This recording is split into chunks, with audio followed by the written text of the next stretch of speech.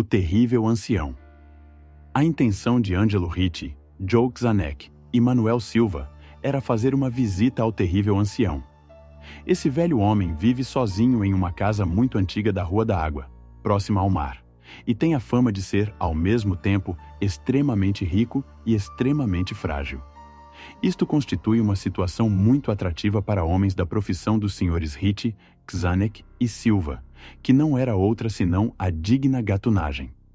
Os moradores de Kingsport dizem e pensam muitas coisas sobre o terrível ancião. Coisas que, em geral, o protegem das atenções de cavalheiros como o Sr. Ricci e seus companheiros, apesar da quase absoluta certeza de que ele esconde uma fortuna de indefinida magnitude em algum lugar de sua mofada e venerável vivenda. Ele é, em verdade, uma pessoa muito estranha, de quem se acredita que fora, em juventude, capitão de veleiros das Índias Orientais. É tão velho que ninguém se recorda dos tempos em que era jovem, e tão taciturno que poucos sabem o seu verdadeiro nome. Entre as árvores retorcidas do jardim da frente de sua velha e descuidada residência, conserva ele uma estranha coleção de grandes pedras, singularmente agrupadas e pintadas de forma a parecerem com os ídolos de um lúgubre templo oriental.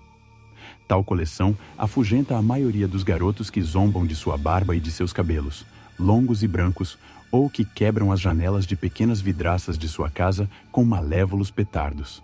Todavia, há outras coisas que atemorizam as pessoas mais velhas, de espírito curioso, que às vezes se aproximam furtivamente da casa para bisbilhotar pelas vidraças empoeiradas. Estas dizem que sobre a mesa de uma sala vazia do térreo há um sem número de garrafas peculiares, e dentro delas um pedacinho de chumbo suspenso por um fio, à semelhança de um pêndulo. E dizem que o terrível ancião conversa com essas garrafas, chamando-as por nomes como Jack, Cicatriz, Tom Grandão, Joe Espanhol, Peters e Matt Ellis. E que, sempre que fala com uma delas, o pequeno pêndulo interior emite umas vibrações precisas, como se manifestassem em resposta. Aqueles que tinham visto o alto e macérrimo terrível ancião numa dessas singulares conversações jamais voltaram a vê-lo novamente. Mas Angelo Ricci, Joe Czarnek e Manuel Silva não tinham sangue de Kingsport. Pertenciam a esta nova e heterogênea estirpe estrangeira que ficava à margem do cativante círculo da vida e tradições da Nova Inglaterra, e via no terrível ancião apenas um velho trôpego e praticamente indefeso que não podia andar sem a ajuda de uma bengala, e cujas mãos, esquálidas e débeis, tremiam deploravelmente. A seu modo, eles até que se compadeciam do solitário e impopular ancião, a quem todos evitavam e para o qual todos os cães latiam de forma singular. Mas negócios são negócios, e para um ladrão cuja alma está em sua profissão, há uma atração e um desafio num homem muito velho e muito débil, que não tem conta bancária, e que paga pelas suas escassas necessidades, nas lojas da pequena cidade, com ouro e prata espanhóis cunhados há 2 séculos. Os senhores Ricci, Czarnek e Silva escolheram a noite de 11 de abril para realizar a sua visita. O Sr. Ricci e o Sr. Silva entrevistariam o pobre e velho cavalheiro, enquanto que o Sr. Czarnek ficaria a esperá-los, juntamente com o presumível carregamento metálico, num carro coberto, na Rua do Navio, junto ao portão do Muro Alto, nos fundos da casa do anfitrião. O desejo de evitar explicações desnecessárias em caso de uma aparição inesperada da polícia engendrou os planos para uma fuga tranquila e sem alarde. Tal como haviam combinado, os 3 aventureiros foram à luta separadamente, a fim de evitar qualquer maldosa suspeita posterior.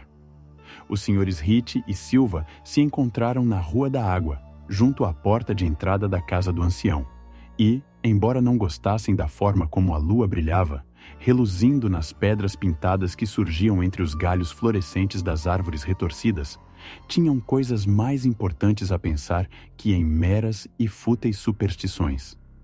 Temiam que poderia ser uma tarefa desagradável fazer o terrível ancião falar sobre o esconderijo do ouro e da prata, pois os velhos lobos do mar são particularmente obstinados e perversos. Ainda assim, era ele um homem muito velho e muito fraco, ao passo em que eles agiriam em dupla. Os senhores Ritchie e Silva eram especialistas na arte de tornar volúveis os recalcitrantes, e os gritos de um frágil e mais que venerável ancião podem ser facilmente sufocados. Logo, acercaram-se da única janela iluminada e escutaram como o terrível ancião conversava em tom pueril com suas garrafas com pêndulos. Em seguida, puseram máscaras e bateram educadamente a desbotada porta de carvalho. A espera parecia muito longa para o Sr. Sanek, que se agitava, inquieto, no cupê estacionado junto ao portão dos fundos da casa do terrível ancião, na rua do navio. Na ocasião, tinha ele um coração mais sensível que o ordinário, e não gostou nada dos terríveis gritos que ouvira, vindos da velha casa, momentos depois da hora fixada para dar-se início à operação. Ele não recomendara aos companheiros que tratassem com a maior delicadeza o pobre velho lobo do mar? Muito nervoso, ele observava a estreita porta de carvalho no muro de pedra coberto de era. Consultava frequentemente o relógio e perguntava-se o motivo da demora. Teria o velho morrido antes de revelar onde o tesouro estava escondido, tornando necessária uma minuciosa busca? Desagradava ao Sr. Xanecter ter de esperar tanto tempo no escuro, e justamente num lugar como aquele.